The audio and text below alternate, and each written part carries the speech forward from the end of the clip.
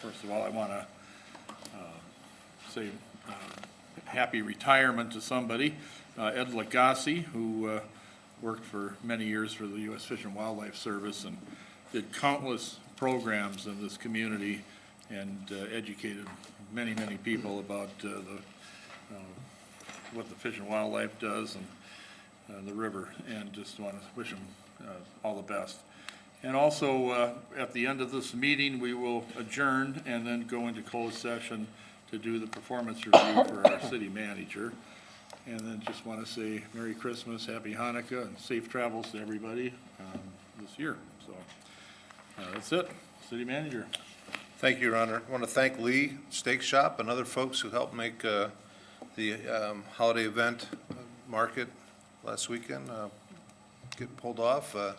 Last year, we didn't need jackets. It was about 50 degrees, and this year people were pretty chilly, so maybe next year, Lee, you can get it in the middle there somewhere. We'll put you in charge of the weather. I want to invite the council to the staff holiday party here on Wednesday at noon. We usually have more than enough food, so just bring an appetite. I want to congratulate Christine Booth from Finance, who got her CPA awarded today. So very exciting to have, I think there's 2 CPAs now, yeah, down in the finance department. So they'll be looking over your shoulder next, Mary. So, and then I want to turn over to Chris Hood real quick to discuss an upcoming issue that the council will be looking at first of the year. Good evening, Mayor and Council. We have had a request related to the Cobblestone Creek subdivision. There's the phase 2 of the subdivision that is currently undeveloped, and it's subject to a 2008 development agreement. In that 2008 development agreement, there's a right of first refusal. It's not very specific, but basically it says that the city has a right of first refusal on the bluff land within the entirety of the Cobblestone Creek subdivision. There is a buyer, as I said, currently for phase 2 of that property, and they are seeking to have the council waive or release that right of first refusal so that then they can close on that particular piece of property. So that'll be something that is going to come back to you for consideration on January 6th, and the question at that time will be whether or not you want to exercise the right of first refusal or release it. And staff will certainly provide recommendation and background for that issue. Thank you. Thank you, Ron. That's it. Okay, roll call. Mayor Peterson. Here. Councilman Thurley. Here. Moeller. Here. Alexander. Here. Iden. Here. Borzakowski. Here. Schollmeyer. Here. Under the required public hearings, the first item is the 2020 property tax levy and proposed budget.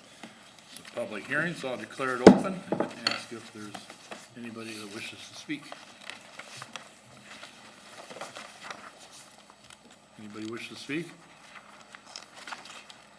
One more opportunity. Anybody wish to speak? Hearing none, I'll close the public meeting, and we no move on. action is required, so. Item 2.2 is the Visit Winona 2020 proposed budget. Make a motion Oh, to, there's public hearing. sorry. Declare the public hearing open, and I see we do have somebody that wants to speak, so. Name and address. Hi, thank you, Mayor and Council. My name is Matthew Fluharty. I live at 960 West King. Thank you, Lee. Appreciate it. I am the 2019 chair of the board of Visit Winona, and I just wanted to come before y'all just for a couple moments. I know you have a very packed agenda, and express our thanks as a board, as a staff, and as an organization for your time and consideration and continued support throughout this entire year. We'd also really like to thank Parks and Recreation, who were such an enormous help during a snow-related facility issue we had at the Visitor Center last winter, that long, intense last winter, and just thank the entire staff there for their really just incredible help and rapid response during a moment where we were unsure what was going to happen. Really just grateful in general for the whole city ecosystem. What I'd like to share just for a moment are just a couple of updates from this year, which has been a really I think a year of great progress for Visit Winona. We've had a real expansion of our local collaborations and partnerships throughout the city and region. We've seen some really powerful strategic marketing be enacted and also really widely benefit the city and the region. And we've seen some pretty amazing increased visibility and engagement, which has brought visitors from our direct region, but also from our national region to our community, and has translated to visibility, but also to dollars and to increase sustainability for all of us. What I'd like to share is just a couple notes. I know you all have a far larger document in front of you, and I won't read that in great depth, but just to say that this was a great year for Visit Winona. Our lodging receipts for 2019 are up just under 7% from the same moment last year. So it's been a great year. I know we got together last year and we were sharing some of our advancements on the social media front. That strategy and those investments have really returned value to the organization and hopefully to the community at large. During the same period of 2019, Visit Winona received roughly $7,000 in grants from Explore Minnesota Tourism, as well as disbursing $7,500 in grants to 8 local partners in the Winona region through a competitive application process that gave really crucial marketing funds to a range of entities and organizations. Everywhere, folks from the Kashubian Capital Centennial to Sanborn Canoe to Frozen River. So this has really been a year of, I think, great and continued success for us, but also thinking about the ways in which we as an organization can help spread that success in our community. One of the crucial aspects of Visit Winona is marketing. And I remember last year at our presentation, I think we were utilizing the projector and showing y'all some of the ways in which Visit Winona is far outpacing our colleagues regionally, our regional CVBs in the region. And that has really continued in 2019.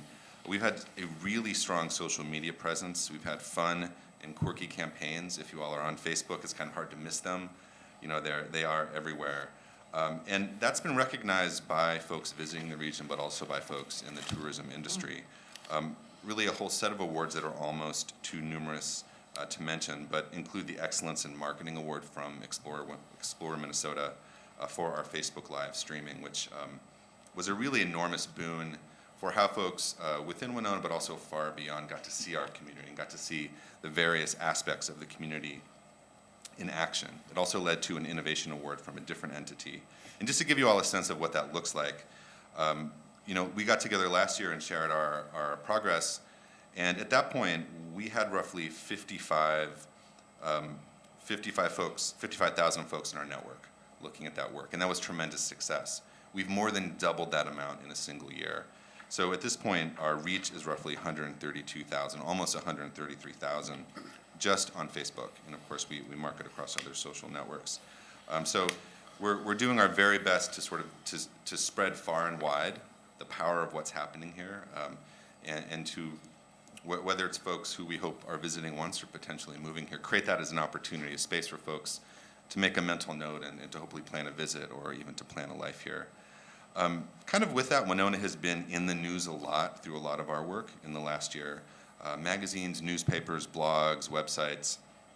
It's again a very long list, but it ranges from everything from WCCO's Going to the Lake episodes, which came here to Winona, to HGTV, to the Star Tribune, to Midwest Living, and to a number of this whole other subset in the travel industry of blogs and influencer, like Instagram influencer accounts, which are increasingly very important for getting the word out. Visit Winona and Winona have been really broad across all of those platforms, which I think bodes well for all of our collective work together in the future. So if marketing is one piece of Visit Winona, another part is the partnership program. And at this point, Visit Winona counts 158 partners from the area who collaborate with us to promote the area, increase local awareness and engagement, extend community relations, enhance the guest experience for folks who come to hotels or who come to restaurants as visitors, and in general help to promote the economic value of tourism to our region and to our community. And as one just very brief metric within this larger list, roughly 45,000 copies of our visitor's guide are sent out all over the place within the region but far beyond it, sort of conveying again that message of what's here for folks to check out. And just to say also, the visitor center is open this weekend. If anybody has last-minute gifts that they need to pick up, please stop on by. We have such an amazing display of Winona-created and Winona-focused merchandise, and a lot of it is really fantastic. Just one other element here before I kind of get away from the microphone, to talk about partnership. Also is partnerships connecting Winona meetings, which I think probably a lot of folks in the room have been a part of in one form or another, which is doing that crucial work of, Visit Winona's work is about marketing this region, but also bringing folks together to continue to collaborate and engage and think through how we can further work together to increase the economic impact of all of those efforts. So Connecting Winona happens once a month, and will be happening again in January. So folks, please check that out if you haven't as well. We also give experiential tours to groups from the regions, but also from far beyond, from countries all around the world. So there's a lot happening. There was a lot that did happen in 2019 for Visit Winona. I would just like to close by offering our really deep thanks to our staff and our board at Visit Winona. Our board is filled with rock stars. Now, Winona is full of rock stars. Our board is also filled, our staff is full of them. Kate Carlson received the Rising Star Award from Seven Rivers Alliance just a couple months ago. Mary Farrell just last week received a Winona Fine Arts Commission Award to complete her film about the Masonic drops. And Cynthia Porter received the Innovation Individual Award at the EMT Awards for that Facebook marketing campaign I spoke about earlier. So just to say that just as a board member and as a citizen of Winona, I just want to just express how lucky we are to have such a great, engaged, and creative staff working on our behalf. And so with that, I'd just like to thank Mayor and Council for your time and for the opportunity to share a little bit about Visit Winona, and to thank our board. And I'm happy to answer any questions that there might be. Well, I'd like to just jump in and say what a great job I think you guys are doing. And I miss the daily interaction with the staff. And I can't let Pat just sit there because I do have a question for her, so.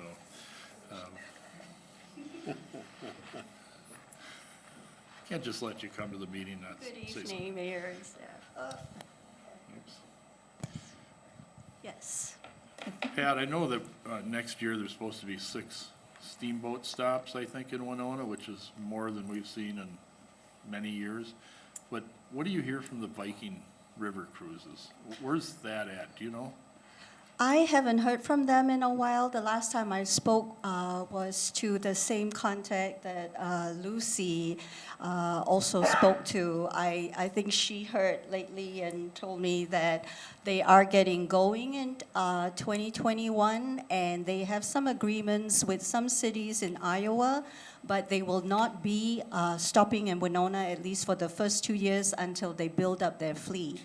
The gentleman had said that to me a few years ago, that they were starting lower down the river and testing out the first initial boat, and then they would build up and come upwards. So as far as I know, and as far as Lucy knows, we do not have them coming the first year, but they are adding to their fleet, and they would definitely consider us for later on.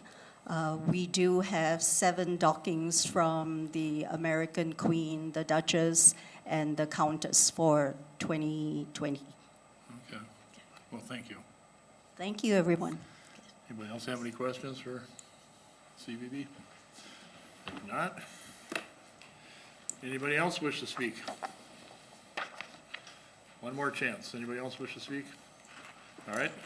Close the public hearing. Is there a motion? So moved. Second. All right, motion by Michelle, second by Al. Any discussion? George? And I think we just need to, as I mention every year, our hotel developers here in town, how they're willing to put up a strong investment to get these hotels going, which in turn is revenue for the Visit Winona Bureau. So a special thanks to those people as well, too. Okay. Anything else? All those in favor say aye. Aye. Opposed?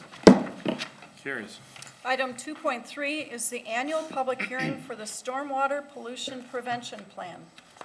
All right, public hearing, declare it open. Ask if there's anybody here. I guess John wants to kick it off, so. Good evening, Mayor and Council. I think it'd be helpful for me to give a start with just a brief overview of our stormwater pollution prevention plan.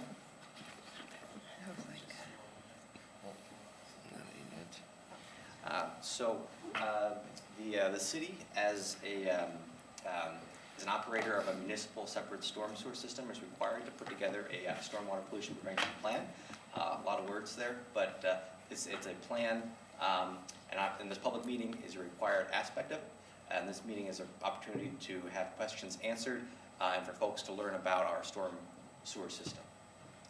And ultimately, the reason there are stormwater permits and the reason we have a plan is to maintain clean water. Whatever goes down the storm sewer ends up in our lake or our river eventually, so we want the water to be as clean as possible, and that's why we have the Stormwater Pollution Prevention Plan and the Minnesota Pollution Control Agency has their rules. The SWIP, as it's known, is a required piece of being a storm sewer operator. And there are 6 main components that I'm going to run through briefly. The first is that we need to do education and outreach to our constituents. We do so on a kind of regular basis or a continual basis through our website, and then we have an annual meeting. We also provide a checklist for construction contractors so they know what our rules and policies are, and that's also on our website. A related item is an opportunity for public participation and involvement. This annual meeting is one way of doing so. And we also have a community hotline on our website for folks to call with questions or concerns if they see something going on in the neighborhood or something going down the storm sewer that shouldn't. We get a call or an email. The third required piece is to have an illicit discharge detection and elimination program. An illicit discharge is basically anything that goes down the storm sewer other than stormwater. So that could be chemicals, that could be rocks. This year we had a bunch of styrofoam beads end up in our storm sewer. So this is an item actually it's very important that the community contacts us if they see something. That's how we hear about many of these cases. And certainly we are keeping an eye out as we're going out and doing field work. But it's something that we do periodically as well to see if there's things going down our storm sewer that shouldn't be. Probably the biggest focus for us is construction site stormwater runoff control. So that is working with construction contractors to know what's required under city code, and that's chapter 68, and to do regular inspections during the construction season. And this past year, we worked with our inspections department to do a specific education piece as part of their annual building meeting, and that seemed to be a pretty good way to reach a wide variety of people, so we're going to hopefully continue that. The fifth item is post-construction management, and that is essentially making sure that the stormwater features that are required or that are installed are working. For us, probably the biggest item is that once a building is done, the landscaping isn't necessarily put in, and so that's probably where we have most of our problems of landscaping and sod, or et cetera, not being in place. The final aspect is internal to city operations, and that is inspecting our city infrastructure. That's checking our outlets that go to the lake or the river, checking our stormwater ponds for their capacity, that they're functioning, as well as looking at city stockpiles of materials at our facilities. And I want to take a minute to talk about how anyone who lives in the city anywhere can help contribute to better stormwater quality. A big piece is reporting issues, and if you see something that's going down the storm drain that shouldn't be, to contact the city. Myself, a lot of the times, as actually the police or the fire department gets the first call. Another item is to adopt your storm drain to try to keep it clean from debris and leaves or other materials that might go down it.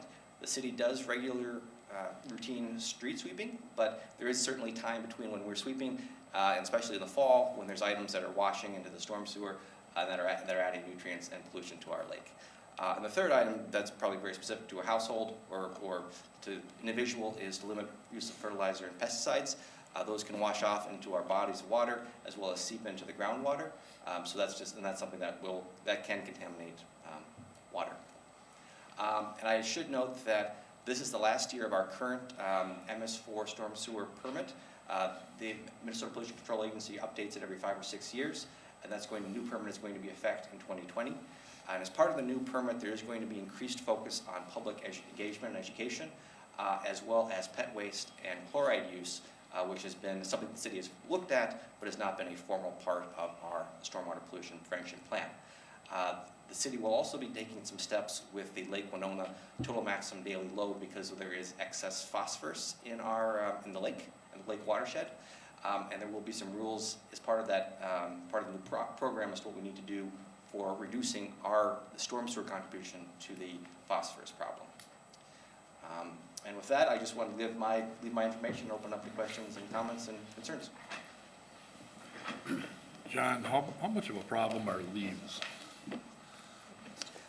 Leaves, I mean, they can contribute a sizable portion of of nutrients and phosphorus. I mean, they're obviously a natural thing. The difference is they can more easily get into our storm sewers now because we have them on every corner. Whereas before, if they weren't right next to the lake, those leaves are unlikely to end up in the waterway.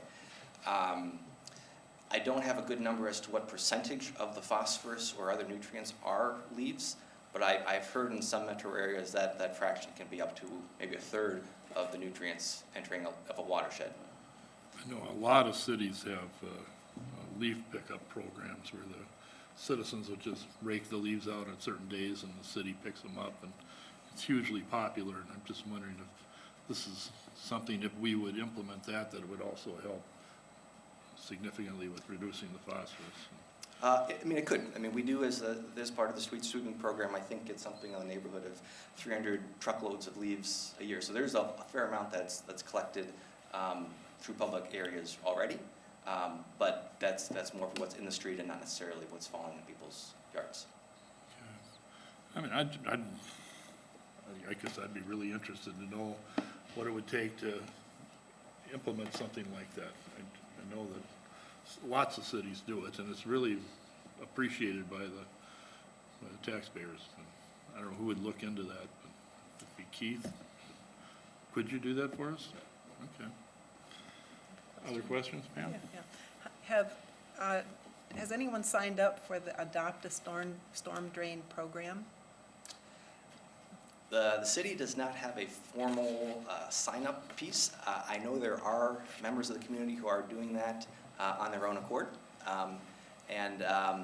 There is actually an official Adopt a Storm Drain program that is mostly in the Twin Cities metro area, and it's something that we've considered joining. There is an annual cost to it, so we need to look at whether it makes sense to do that or whether have our own kind of sign-up program. But you know, I think that's something that we want to do in the future.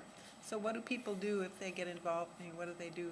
They just go out and watch the storm? Principally, it's folks who will get a bucket of leaves in the fall, or potentially get some sand in the winter that just ends up collecting there, and they'll, I believe, take that to the compost sites in town. Okay, thank you. Al? What are you hearing? I mean, I've heard for years and years that cities like Winona with a separate sanitary and a storm system, that we treat the sanitary but not the storm, and there's been, a possibility of treating stormwater. What are you hearing from your sources about that in the future? What I've heard is that, I mean, certainly any new development today, the stormwater is going to be going to a stormwater pond or some sort of detention basin. So, kind of I forget what year it is, but for the last 20 years or so, there's been that kind of controlled piece where it's not just down the pipe into the waterway. So there is that control and natural treatment. But treating of what goes into our storm sewer now, I haven't heard of cities taking an initiative to try to essentially put that to a treatment plant. I guess my point was from regulatory agencies. That was something that has been discussed for years, and the cost would be extremely prohibitive for a city like Winona to do, and that's why I'm kind of making sure that we're not going to be blindsided by a new rule or something like that. We keep an eye on it. Yeah. A lot of there are some areas of the country that contribute to the Chesapeake Bay and the Puget Sound. They are doing a lot more pre-treatment of storm water before it gets into the system. And I think with varying degrees of success. Yeah. But you're right, it is extremely expensive. Just to build a collector system would be, But they have Extremely different things like the inline system with the storm pipe, and they have like a centrifuge that the water goes through, and then they pop the lid off every couple of weeks, and they have to take a vac truck and clean it out. yeah, I mean, to that extent. wow. Okay. Thank you, John. Thank you. Paul, excuse me, Paul? So, is it illegal to rake leaves and blow lawn clippings into our street currently? Is it illegal, or?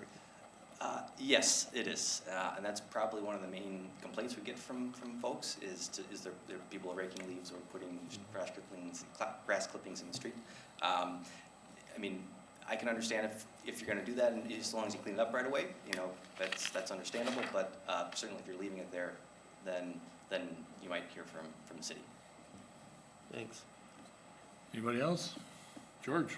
You may have said it, but what is a MS4 permit? MS4 stands for Municipal Separate Storm Sewer. So that is a permit that's required by the Minnesota Pollution Control Agency for having a storm sewer system that discharges to public waters. So Winona, as a member, has an MS4 permit. Pretty much any city our size or even smaller is going to be part of that program, required to be an MS4 city. And I agree, Mayor, I heard as well too, you know, in years past about leaf pickups in another city. It'd be interesting to find out just what that number would be for equipment and personnel. And I know a lot of people, if they know that the street sweeper's coming through tonight, they're raking their lawns at 10 o'clock at night, getting everything out there for them, so. Okay. Thank you, John. Anybody else wish to speak?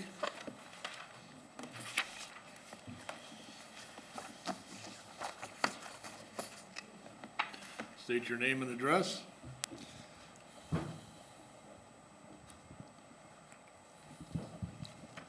I'm Reggie McLeod. I live on 267 East Sanborn, and I'm a member of Healthy Lake Winona.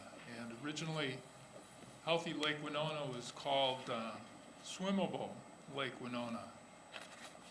We just had a very interesting presentation from Visit Winona, and it's interesting to note that most of the recreation that the residents of Winona enjoy, and that the visitors probably too to Winona enjoy, probably involves either Lake Winona or the river. So our storm sewers have a huge effect on both of those systems. And if we want to invest in tourism, if we want to invest in the health and safety of the residents of Winona, improving the quality of the water that's going into the lake and river would be an important part of that.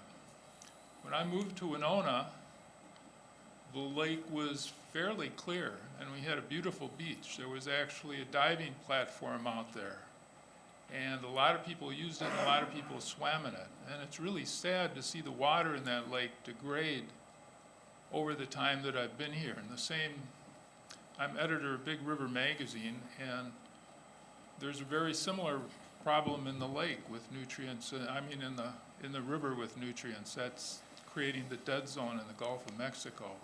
But it also affects the fishing and the swimming and people using the river as well. There's a lot of things the city could do. We could tighten our regulations a little more in development. One of the important things, I think, is educating people, and some of that might involve some of the city development that we're paying for. For instance, I was a little disappointed in the development on Levy Park. It just looked like more concrete was my first impression, and concrete is kind of a big part of the problem with getting nutrients in the storm sewers. It's better to have the water go into the earth and go into the water table that way. That keeps the river and the lake a lot cleaner. If you want to see a really good example of taking good care of stormwater, go over to Market Street downtown. There are paving bricks there that were probably installed over 100 years ago, and they're still there. how many times have we rebuilt the streets around there, and how much have we invested in the streets, in the storm sewers? And how much have we invested in Market Street to maintain that and to keep that viable? And another good example would be the block that the city hall is on right here. How much permeable surface is there on this block? It's all concrete and roofs, except for a little bit of lawn by the bank. So there's a lot of things that could be done to improve the water in the lake and the river. And as a city, the storm sewers are, the runoff is what affects those things most of all, probably, for this city. And if we're doing things, I'd like it to be obvious to the public so people will think about it. Think about why there's a rain garden. Think of why there's, come back here.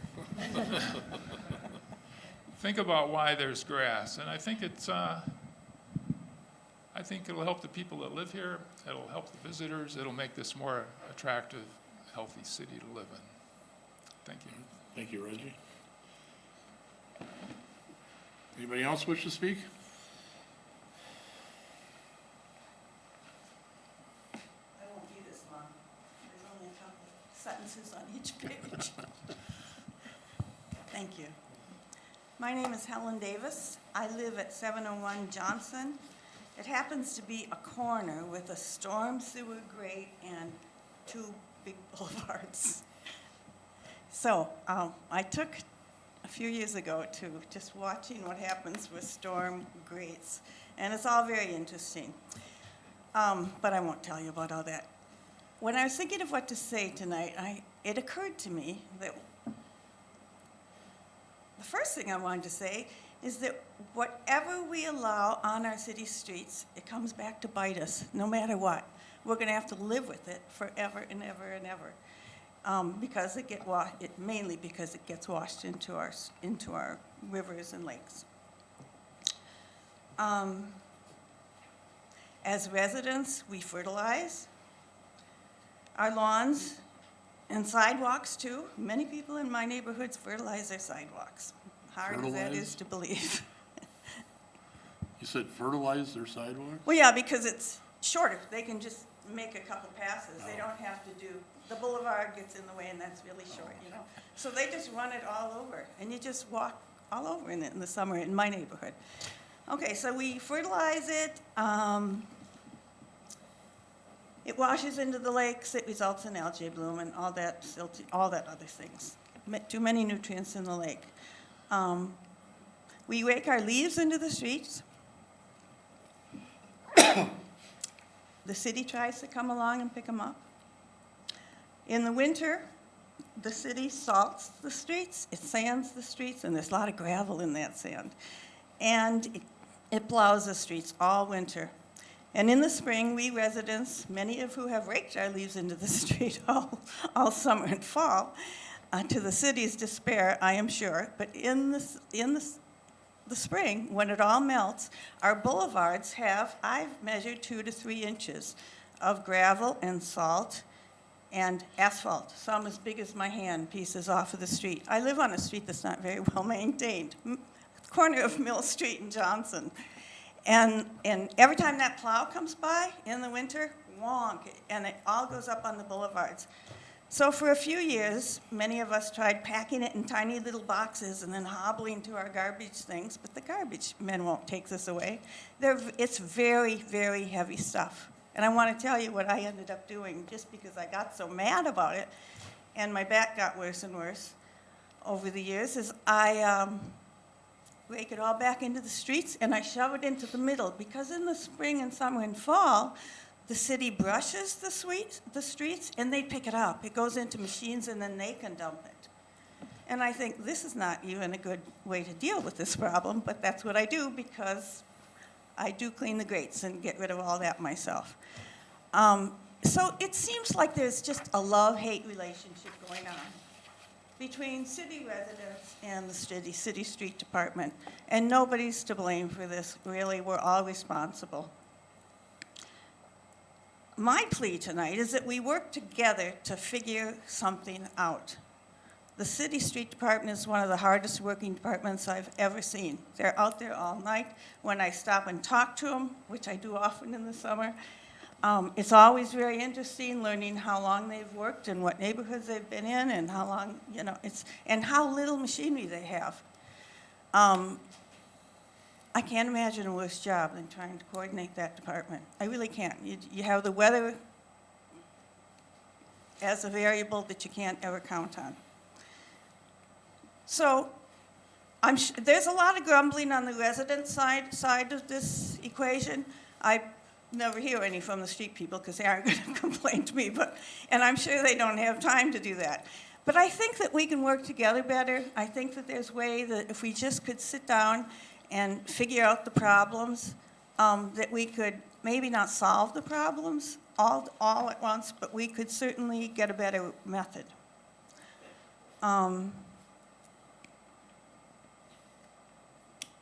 It'd be really nice to get some part of this right. And I think we can do that by supporting one another in each of our jobs here. I don't have any solutions. What I would really like to ask for is a conversation, ways that residents could be.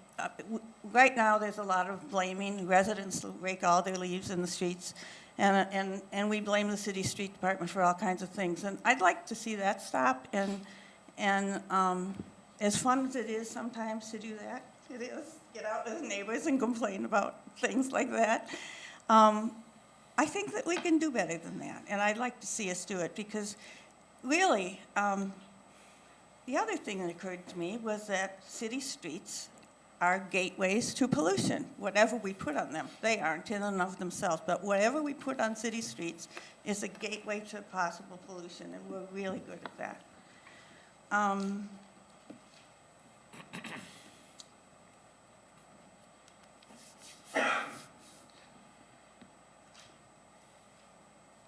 So, I don't know, I don't have the answers. I think we need to talk about it.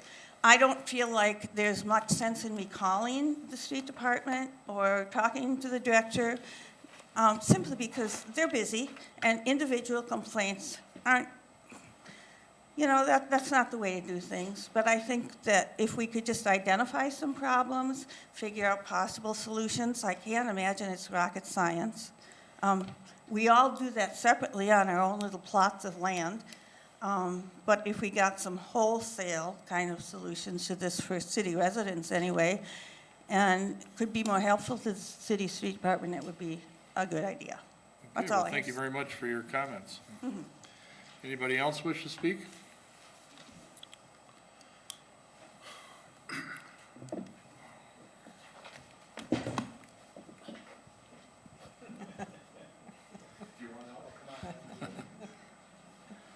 Neil Mundell, 68 Forest Oaks Court.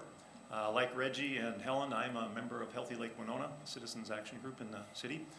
I too am concerned about the Lake Winona and the storm sewers that enter into it. I know the city has done a great job of controlling a lot of eroded soils that come off the Windcrest area through Woodlawn Cemetery by building retention basins, and that has helped immensely on the Western Basin, limiting some of the input into that system. However, I still see a lot of change that's happened in Lake Winona over the last 30 years since I moved here.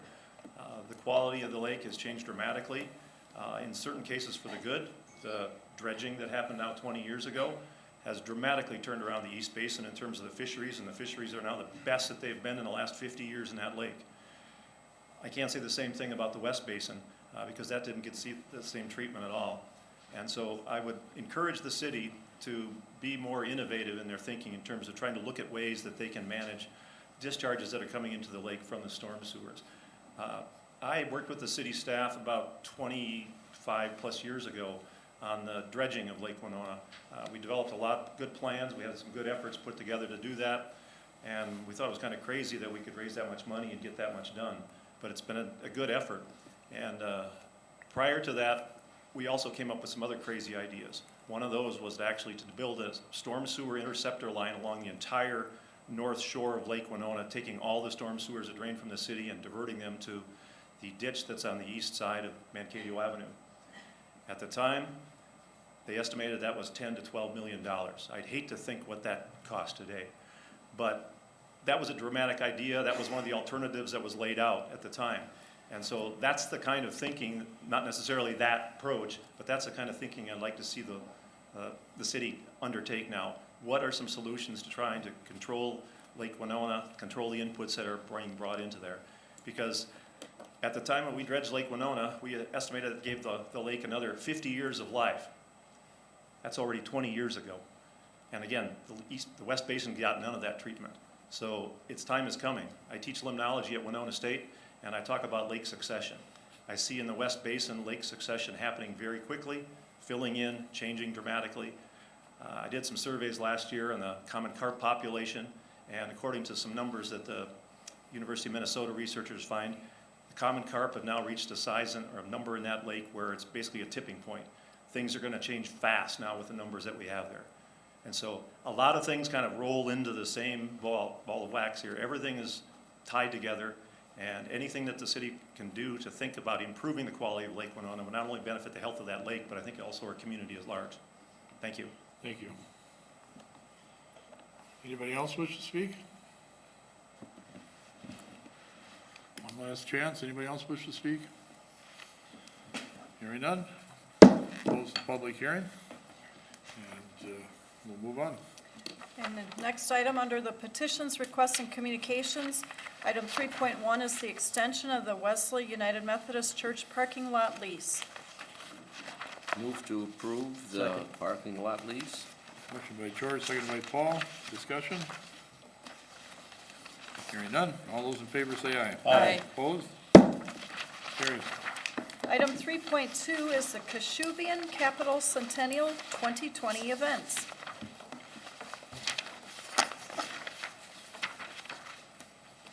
I would move for approval of that event. Well, we have a motion. Is there a second? Second, I'd second that. Okay. Motion by George, seconded by Pam. Discussion? Mr. Breeza, did you want to say anything? Sure. Briefly?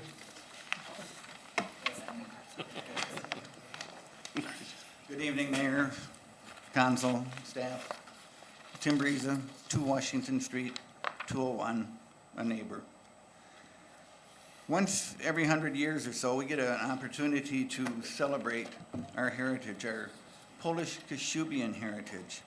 And in 2020, that particular opportunity is upon us. And we have devised quite a lengthy year-long celebration with over 30, or about 35 events that we will talk about, items that are prevalent in the Polish heritage. And with Michelle Alexander, who is our lead on this celebration, along with staff members, Lee back there is a member, we are going to revitalize things that are passing away with our 3rd and 4th generation Polish people. You know, after that length of time, some of those things that you remember your grandparents and parents and others seem to dim in that fog of memory. But this coming year, we're going to talk about a lot of individual things from arts and crafts that the Polish have. We're going to bring in artisans from Poland. We're going to bring in teachers from Poland. We're going to bring experts. We're going to bring experts to teach us how to cook good old Polish food from a culinary institute over in Poland. Everybody likes that. But suffice it to say that there's going to be a lot of publicity upon some of the items that we're going to do. And I just want to forewarn people that, you know, there's a lot of teaching opportunities that are going to be out here, opportunities to share our heritage. But in some of these workshops, they're going to be quite limited. The cost is very minimal, if there's any cost at all. And everybody that has an interest in this, and there are many, please go to our website, and if you have that interest, sign up now, because those spots will fill up very quickly, and as they do, your participation is somewhat limited. It will be up to the media and for us to help share that with you out there in Winona and elsewhere. And I might make the point that this is no small endeavor. This is an international effort, literally. We are going to be bringing people from all over the United States, Canada, and Poland to Winona to go back and share this celebration. So it will be a big deal. We have a number of dignitaries that will be coming in various different times of the year to help celebrate this. And I think you'll be surprised. I think you'll be impressed. I think that you'll be very happy to say that, you know, those Polacks in Winona, they're a pretty good bunch of people. And you're going to see that we're going to show our colors and show you what we can do. I appreciate the support that the city has given to helping us in this endeavor. There are a number of other major sponsors that we have out there, but you said this is a short time that I have. I won't press my time right now tonight, but I will be back at other times to tell you more specifically about what we have going on, and I want you to share in our heritage as much as we enjoy it. So I thank you for your time tonight. Merry Christmas. Happy New Year. Thank you. And you didn't mention the contingent from Winona that's going to Poland. No, and we have quite the leader that's going to be taking us over there. In May, our honor is going to lead that delegation, and we're going to go over and celebrate the Polish Constitution in May. And there are a number of people. We have George, and we have Michelle, we have Lee over here, we have Stephen, you're going along with, you're just going to be backing up the mayor. I will be there, but we're going to be well represented when we go over. So here's the other little point about that. We're going to have newspapers over there exchanging articles back and forth with what we have, so that there won't be any shenanigans over there. You'll be able to see what we do. So Mayor, on your best terms, you know. Now he's not going to go. The press conference on. Yes, and thank you for that, Lee. On January 6th, we're going to have our kickoff celebration right here at noon, City Hall.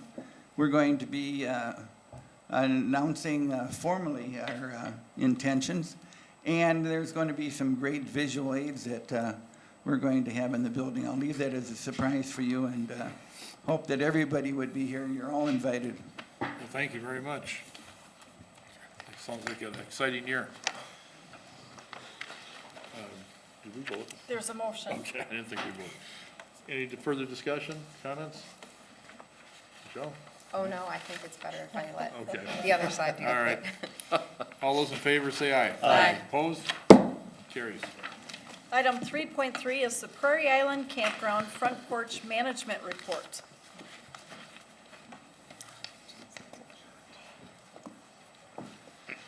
Introduce yourselves. Hello, Mayor and Council. I'm Jamie Schell. Mayor, Council, I'm Ann Conway. We are Front Porch Management. Here we are, the end of our second year. Feels like time has flown. Just real quick, up to the right there on that photo is our new kind of the logo at Prairie Island Campground, or an image that we have on shirts and all kinds of things. So it's been well received and kind of fun, encompasses kind of everything. I'm going to try to keep this much more brief than the last year, which I think we counted to 38 minutes. So we'll go faster than that tonight. Thank you for your support again this year, and a year that we all know was somewhat trying. Mother Nature challenged us. We'll just go right into the sales. The $252,480 was came in probably better than I thought it might, the way the year went, but yet it was still significantly down from last year. I believe, from the numbers I had, that's still the third best year reported for Prairie Island, which I guess is pretty good in a year where we had an unprecedented flood. And again, just some of the numbers down the line to give you a little bit of idea where some of those dollars come from: short-term stays, seasonal stays, and then of course the city allocation, the funds that went to the general fund. Just a little map of what the season looked like. 169 days. Last year was 197, but that probably an asterisk by the 169 and the fact that that's when we first finally got some campers in there. The entire campground was not open till the July 4th weekend, and even some of those sites probably should not have been open. They were still wet and had issues. But it was mid-June before we kind of felt like we were rolling. So you see, we kind of took a hit in the occupancy. Last year was close to 50% total occupancy in the campground. Some good numbers here for us still. Unique visitors. Those are uniques. Been there one time. Or a new IP address looking at our website. So that was still up 13.5%. Page views is up. We definitely gained quite a few Facebook followers in the last year. And a lot of those events that we have there help with a lot of those things. But a real fun one was the Goethe Foundation was that free beer and pretzels event that fell in our lap basically through a partnership with Art of the Rural. It's not every day someone calls you and said, "Are you interested in free beer and pretzels? And how many kegs do you want? And how many pretzels do you want?" And they just showed up, and it was a really fun day. We had music, and just people in the community showed up and ate pretzels and drank beer, and it was a really nice community-building event. So rentals, we had some other types of equipment this year that helped a little bit with that. We were down a little bit of the river, of course, was not that friendly for canoeing and kayaking this year, but we still got into it later in the season. Just some new things, the things that we're trying to continue to do. Again, we had quite a bit less time to do projects than we wanted this year, but a new swing set, which we finally got in the fall. The boat launch. We finally tore the boat launch out just because it was in such bad shape. But we do have all the parts and components sitting there, so hopefully, and then the river promptly went back up in the fall, so we were unable to get them put in, but we will, hopefully, we'll just have a normal spring, and we'll get that in. But our community garden, we finally got this wonderful sign. It's in 3 different languages. There's Hmong, Spanish, and English, explaining the purpose and what we do with that garden, and that's a really important part of the transformation out there is that garden. People come in, and it's just such an amazing space that welcomes people in. It's really been one of Ann's, definitely she was the brains behind that whole idea there, so that's been really successful. And then HBC Community Wi-Fi, and we'll talk a little bit, but basically, entire Prairie Island Campground is now Wi-Fi accessible based on this partnership with HBCI, which really helps. And even over to the dog park, I think they're able to get that going. Kiwanis Shelter and a number of other things that we did through that. So that makes a number of people quite happy. That's just an example of what we were dealing with and why that boat launch needed to be taken out. It was long past its expiration date. So we had a couple different partnerships, with the state, of course, that SHIP grant, which helped expand our garden, which there's a whole new addition. You can see where the kids are working there on that hill. That was a completely overrun, overgrown piece of land that had tons of invasives. And we had a National Civilian Community Corps group there for a month this year in partnership with the Winona Family YMCA. And they stayed at the campground. They camped there for a month. Some of these people had never camped in their life. And we had like 3 thunderstorms the first week. And they all were left there a lot stronger and happy, but it was definitely interesting to begin. But they literally attacked that hill with their bare hands and shovels and picks and tore out trees and stumps that had been there for I don't know how many years, probably, Chinese elm had been there for 30 years. But anyway, that was torn apart. That is going to be planted with pollinator plants, different prairie species, dryland prairie species. It's also going to have garden expansions in it, so there's going to be squash and different plants growing out of that. So yeah, it's a really cool expansion. But that was the crew on the left that they worked their butts off. And again, just the diversity. But this is a quote that we wrote, or this is something Ann wrote in the grant to SHIP, and I think it was a really strong piece of that grant and why we got additional funding for that. So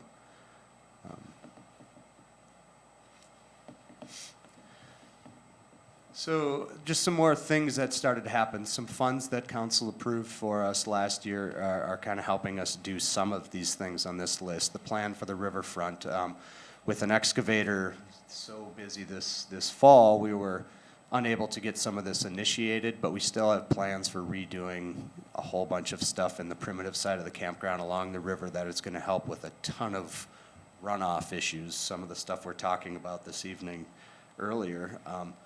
With runoff, there's some erosion issues that we really need to resolve on that property, and this is kind of a first phase towards it. And of course, the ash trees, there were 144 more came out this year. All those stumps were ground out. All the ground was reworked, raked, seeded, all of that. So that was a lot of hard work between the city, between some contractors, between Front Porch Management. And then John worked and got that DNR grant. We got another 130 trees that we got planted back in the ground this year at Prairie Island Campground. The NCC group, other community volunteers all helped water those things, and hopefully we'll have a success rate of keeping a bunch of those alive. Put in a new electrical service. That's part of also making that Wi-Fi possible. It's also expanding some other things that we would like to do, and also a couple sites now that have electric that didn't before. They don't have water, but they have electric, which everybody wants their cell phone charged, I guess. And then we put in the whole new boulder fence, which we've gotten a lot of feedback. If you go to the spillway, there's, rather than the old wooden posts and cable fence, now we have boulders in place of that, and it just has a better aesthetic. They don't get wrecked in the flood. If somebody decides they want to run their car into it, I guess that's their fault or their problem. It isn't our broken fence anymore, so that's good. So all just really nice there are things, this year's been kind of a blur, but when you look back at a list, you're like, I guess we did get a lot of stuff done. So this is an example of what's happening at our beach, and in a year like this where we had multiple 3-inch plus rains, this happened probably 7-8 times this year. And that's us back down there with, the labor that we pay for to rake that sand, pull it up, try to do things, because the beach is a very popular part of the campground. It's what main things people want to do. So there's some of that excavating work is hopefully going to help resolve a bunch of this problem out there. And then activities, again, community building, education and ecology, personal health. We started yoga out there. We're doing some other partnerships with doing some eco-learning, which is some really cool stuff. And again, always a lot of arts.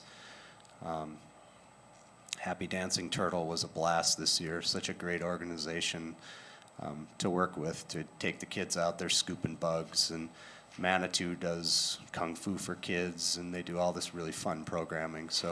And of course, Winona State, again, has always been a great partner for recreating. Just some photos of things going on. That one on the top is our boat concert that we do, Play to the Beach. So if people are on the beach, that's a blast. And then more of our campfire concert series. Just the stage at night, and then just some cool fall harvest out of the garden. And yeah, I feel really good about this. I was digging through Google reviews, and these were a couple testimonials, and that top one really, I guess, was a little affirmation that I think we're doing some things right, at least for Nancy, for sure. And I guess Jeremy, he seems pretty happy, and it was definitely, could feel the community building things that we're trying to do, so. Opportunities for growth. I really We've been thinking about this a lot more, and especially in a year of flood where we dealt with this high water. Facilities are really important to people when they come. They want to be welcomed with something really, you know, that's inviting. And with the activities we're doing around that garden, we're doing the best we can with what we have, but I really feel that, you know, a welcome center, a new building there is just such an integral piece to the success of this place. And the other is docks.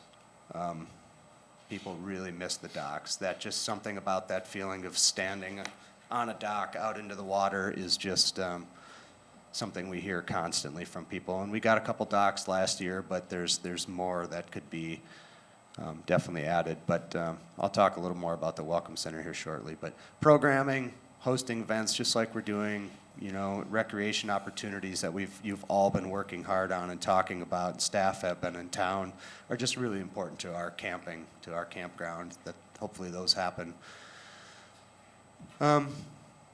This is the building we're currently have our offices out of, and that one on the left, that's the second crest of the year, which was even the lower of the two. So yeah, it's a matter of just you got a building that's, you know, you just never know. It's really hard to do anything in there, much more than it is. It was an old pavilion that got closed in, you know, but it's definitely, I think it's served its purpose, but it's long past its expiration date. This is not even flooding, this is a rain event, and we have to throw a towel in front of the door because of the runoff runs right into the building, and to keep it from running inside. So just some of those things that building makes it really challenging. You know, a Prairie Island Welcome Center, our Welcome Center would be with new heated and cooled shower space. That's the hardest thing. Springs are cold, falls are cold. Summer is so hot that the showers are like a swamp. You're battling mold growth, things like that when you get a week or two run. There's just no climate control in them. That makes it really hard. But then we could do great things like gift shops, an interpretive center. You know, we are right in a sanctuary and a refuge space out there. There's just tons of opportunity to that. Small commercial kitchen. We would love to serve Nate and Allie's, but we can't without a commercial kitchen. We could have soft serve machines, things like that people would really love. And then just a building with a main floor above floodplain. Bottom floor could be operations. I mean, it's just, yeah, it would be a really, really nice thing to have. And again, docks. Things we have to do, new picnic tables, new fire rings. We've got 30 tables that need to be retired today before somebody gets hurt. We've got another 20, 30 beyond that are not far away. Just things that got into, I guess, a pattern of not having a system of replacing so many a year, and that we need to get that going. And the others are just nice developments around there. A development of an ADA campsite would be really cool. Something that somebody in a wheelchair could use, get around a fire, have access to the new ADA privies that we have. So we have some thoughts and ideas for moving forward with that. And those are things I think we could do pretty easily without council action. It's just things I think are important. Yep. Things to get done. And then again, just to wrap it up here just a little bit so you have an idea, this is the running history of funds that have, revenue that have gone to the city from Prairie Island Campground in the last 25 years about. You could see the shower repayment from that came out of that, but then in the last 7 years, almost 1.2 million has come back to the city. I don't have a good accounting of costs and expense. I know the city spent quite a bit of money back into Prairie Island, but I think we could do more. And that's the end, but just as an explanation here, this is Klutz the Crow. He adopted us this year. He stayed with us for 2 months, and he literally adopted us. He came up to Danny, who works there out in the campground, cawed at him. Danny said, you know, what are you doing? And he jumped on his golf cart and came back to the store with us and spent 2 months with us. Tons of people had pictures with him on their shoulders.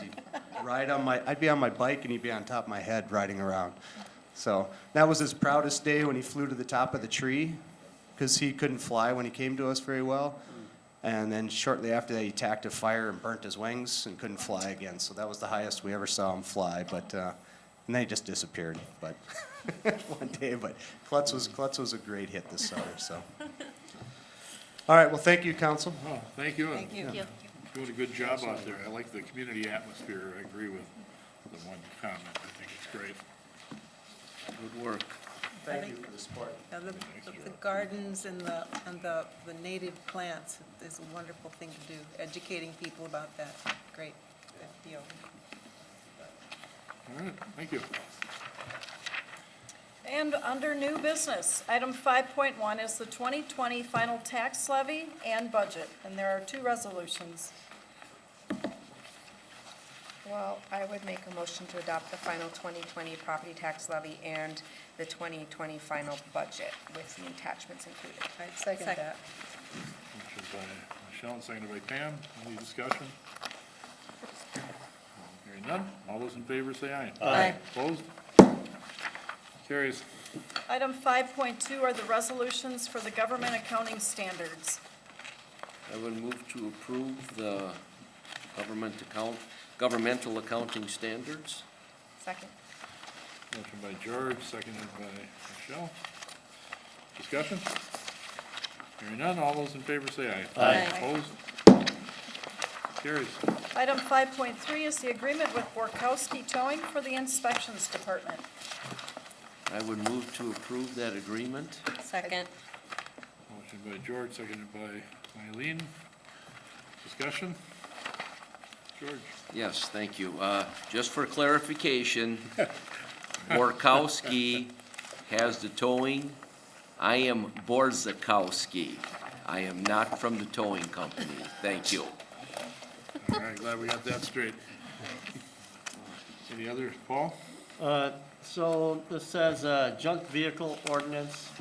So if there's been a vehicle in a drive or in a yard which, like unattended or not used, or what's the definition of a junk vehicle? They don't have updated, Plates. they have to have the updated plate. So you could have a brand-new car, and if they didn't get their tags updated, technically it's a junk vehicle, technically. There's other parts of the statute, Lucy can run through them, but Right, it has to be operable as well. but the main piece is that if it's not currently a licensed vehicle and it's in a yard, it's considered kind of an abandoned vehicle. We did have about 19 vehicles that we did nuisance enforcement on in the past year. We actually only towed one, so we're getting really great compliance with this new junk vehicle ordinance. What if a vehicle that's about to be repaired supposedly is on a trailer on a piece of property? I'd have to take a closer look at that. I don't know off the top of my head, so. Okay. Thank you. Other comments or questions? Mayor? George? Lucy, then if my vehicle is unlicensed or not current licensed, and if I get a current tag on it, then that vehicle can stay. That's correct. Okay. Anything else? Thank you, Lucy. All those in favor, say aye. Aye. Opposed? Carries. Item 5.4 is the agreement with Borkowski Towing for the police department. So move. Second. Motion by George, seconded by Eileen. Comments? Any clarifications? Same clarification. Thank you. All right, we're ready to vote, I think. All those in favor, say aye. Aye. Opposed? Carries. Item 5.5 is the designation of the official newspaper for 2020. I would move to approve that the Winona Daily News be the official newspaper. I'll second it. Motion by George and seconded by Al. Discussion? I would like to suggest that the city take a look at how this is managed. These newspapers are, this price is extremely low, and I know that newspapers are having a hard time all over the place. People are looking at the web more. I think that we might consider publishing our own, if it's possible, I don't know, if under the state law or under our charter, publishing our own notices, our own legal notices on our own website and saving the money. So I'd just like to see this, we can't do that. That would be a charter change. You'd have to change the charter. Oh, state It is law. state law? Okay. State law hasn't caught up with the internet, if I understand correctly. I mean, not really. Right. Because we Okay. talked about this a few years ago, if I remember, when the prices were much higher. Okay, that was very efficient. I got that looked into right away. Any other comments? We'll vote. All those in favor, say aye. Aye. Opposed? Aye. 6-1. Item 5.6 is the resolution for supportive trail funding. Move to approve. Second. Seconded by Paul and seconded by George. We just get a little primer on this? Thanks. Mayor and Council, the City Parks Rec Department works with the Greater Minnesota Parks and Trails. And one of their advocacy efforts is to advocate for $4 million in additional bonding money through the state legislature each year. And this particular request, we're asking for local support for that advocacy effort. In this case, it's important to note that this funding is supplementary to the legacy funding, and it's supplemental to our application to the GMR-TPC, which is typically our legacy funding for the Bluffs Traverse. So this is additional funding, and the idea behind this funding is that there certainly could be trail projects or other outdoor recreational opportunities that don't fall within that legacy category, or where communities maybe have not reached their regional designation, which was required for our legacy application. And this money then helps support those projects. And so this is certainly something, obviously, that staff has brought forward and recommends, because we certainly have the potential to apply for these grants, primarily for what I would call smaller projects that don't maybe reach the level of legacy dollars. But that could be, as I mentioned, supplemental. So for just a quick example, if there would be something with a connection to the Bluff Traverse, or as we talked recently about the Flyway Trail, if there were other components of the city that might connect to the Flyway, that might not rise to the level of the legacy funding, this would be an opportunity of a grant that we could seek. So again, just to reiterate, it's important funding outside of the legacy dollars that the state has established. Eileen? Just want to clarify for anyone who has a question that this is something we are saying we support. We are not spending money. Mayor and Council, you are simply raising your voice to offer support for this funding. You are not spending or allocating any dollars. All right, that's clear. Anything else? All those in favor say aye. Aye. Opposed? Carries. Item 5.7 is the Masonic Temple Mechanical Upgrade Engineering and Architectural Services Proposal. Make a motion to approve the attached Second. resolution. Motion by Michelle, and seconded by Paul. Discussion? Ted? Mayor and Council, thanks for the motion and second. Certainly, there's been a lot of discussion about upgrading the HVAC at the Masonic Temple. Certainly appreciate your support with the motion and second. However, if we could do an amendment to that motion, what we would ultimately like to have here is that the council make a motion to approve the scope of services that was attached within your packet and authorize the mayor and city clerk to execute our standard consultant services contract with Miller Dunwoody. So moved. I'll second that. Any discussion on the amendment? Al? I don't have any discussion on the amendment, no. I'll do it with the main motion. Okay. We'll vote on the amendment. All those in favor say aye. Aye. Opposed? None Amendment passes. Okay, now the general Yeah, motion. they have a fee proposal of a maximum of $138,366 in their proposal. And just refresh my memory, maybe others on council, about where those funds are coming from. Mayor and council, the initial 138,366 would need to come from reserve funds, and likely we would pull that from the facility fund.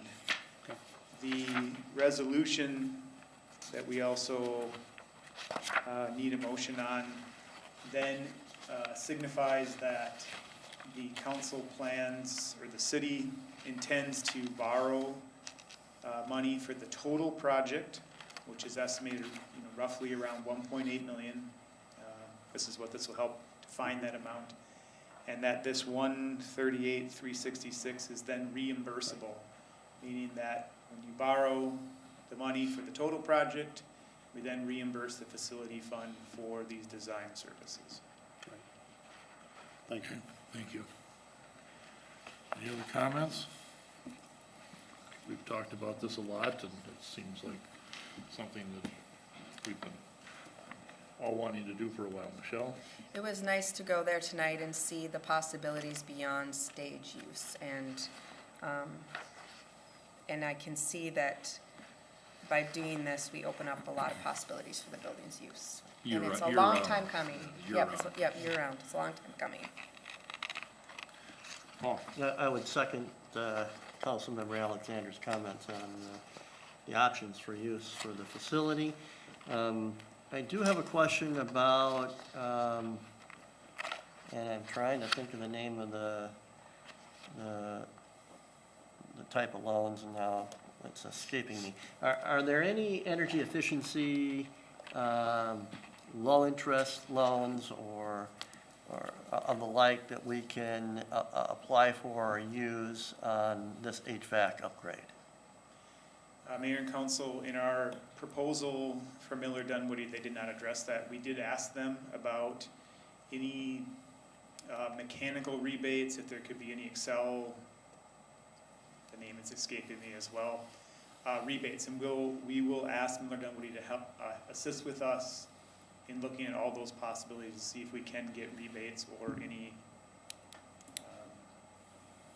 savings for efficiency.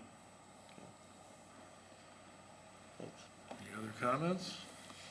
All right, we'll vote on the main motion. All those in favor say aye. Aye. Opposed? Carries. Item 5.8 is the guided climbing agreement. I would move to I authorize. thought they, I thought the Chad, I think, wants us, motion was for both resolutions. Okay, Oh, yeah, here's one. it We was. wanted to clarify that. Okay, oh, yes, sorry. yes. So, guided climbing agreement. I motion to authorize administration to execute the agreement. I'll second that. Okay, motion by George, seconded by Paul. Discussion? Chad? Mayor and council, I do want to make one note within the agreement that I think is important for you to know, and important for our department to reiterate. We did amend the insurance requirements for this agreement, so what you have before you is correct. And I wanted to give you a little background on that so that you're aware of what we did in this situation in particular. There is a new state statute that allows the statutory limits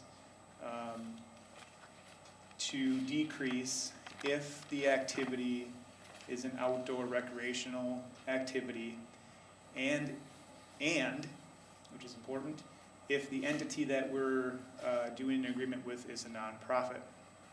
So in this case, we meet one of those qualifiers. Obviously, this is for an outdoor recreational activity. Second qualifier was not met because Big River Climbing Guides is an LLC. We did, staff then had discussion with the League of Minnesota Cities about the limits for this insurance. League of Minnesota Cities has assured the city that they will defend us if there is any claim to meet the well, in this case, what would be a shortfall in the per occurrence and aggregate. So meaning that the League of Minnesota Cities then would step in and defend the city. And that was important for us to note, again, because we meet one of the two clauses with a new state statute. So this is one of the first agreements that we brought forward with the new insurance requirements. Again, city attorneys reviewed. We've reviewed with the League of Minnesota Cities, but I needed to make sure that you were aware because that is different in this agreement. Chad, I'm just a little confused, or maybe clarify for me. If somebody wants to do the climbing, this doesn't prevent them from an individual going up there and climbing? It does not. Okay, all right, thank you. So is Paul? that language from the league in this contract? That language is not in this agreement from the league, but we will have that in writing from the league that they are willing to defend us. Yes. Anything else? Let's vote. All those in favor say aye. Aye. Opposed? Carries. And on to item 5.9 is the plat review for the Jacobs second plat. Make a motion to approve the attached resolution and accept the 3 attachments. Second. Motion by Michelle, seconded by Eileen. Discussion? Hearing none. All those in favor say aye. Aye. Opposed? Carries. Item 5.10 is the Law Enforcement Labor Services Local 261 2020 MOU with the Winona Police Department Sergeants. Make a motion to approve the attached resolutions. Second. Motion by Michelle, seconded by George. Discussion? Hearing none. All those in favor say aye. Aye. Opposed? Carries. Item 7.1 is council concerns. Let's start with Pam. I have nothing tonight, but I wish everyone a great holiday, and since I just got a new snow blower, I want lots of snow. I just got one Ain't too, gonna and get I'm angry perfectly phone calls. fine with this thing sitting there all winter in my garage. Paul? Thank you. I'll echo Councilmember Iden's well wishes for a happy holiday for everyone coming forward. I also want to remind everybody that the December Pedal for the People will be coming up this Saturday. The charity is that we're pedaling for this coming Saturday is Maplewood Townhomes bicycling program. And we'll be finishing a ride at Jaja's, if you're interested. Okay. And if it's too cold for your ride, meet us at Jaja's anyway. Can we pedal in our home on like a bike? Would that count? Any Yeah. pedaling, anything you want to do. Okay, just checking. George? Interesting. Merry Christmas to everyone and happy, healthy, and prosperous New Year to everyone. Thank you. All right, Michelle? Just Merry Christmas and Happy New Year. I can't believe we're down another year. It's unbelievable. I don't know where it goes. Eileen? Just happy holidays to everyone. See you next year. And Al? Merry Christmas, Happy Hanukkah, joyous Kwanzaa, and Happy Holidays. Thank you. Covered all bases. Tried to. There's Under probably the a few I missed. under the consent agenda, there are 7 items. Approval of the minutes from December 2nd, the final adoption of an ordinance to vacate the alley on the central school block, an ordinance to establish 45-minute parking on Mark Howard and King Streets, and 4 claims against the city, one by Christopher Williams, Melinda DeVork, Amy Ash, and Peter Bagshaw. Move to approve. Second. Motion by Michelle, seconded by Al. Any discussion? Hearing none. All those in favor say aye. Aye. Opposed? Carries. Mayor, I move we adjourn. Second. Motion to, Recess. no, No, we're no, adjourning. Adjourning? Okay. We're Okay. adjourning and going into closed session. Oh. Well, I still second. We have a motion and a second to adjourn for the year. All those in favor say aye. Aye. Aye. Opposed?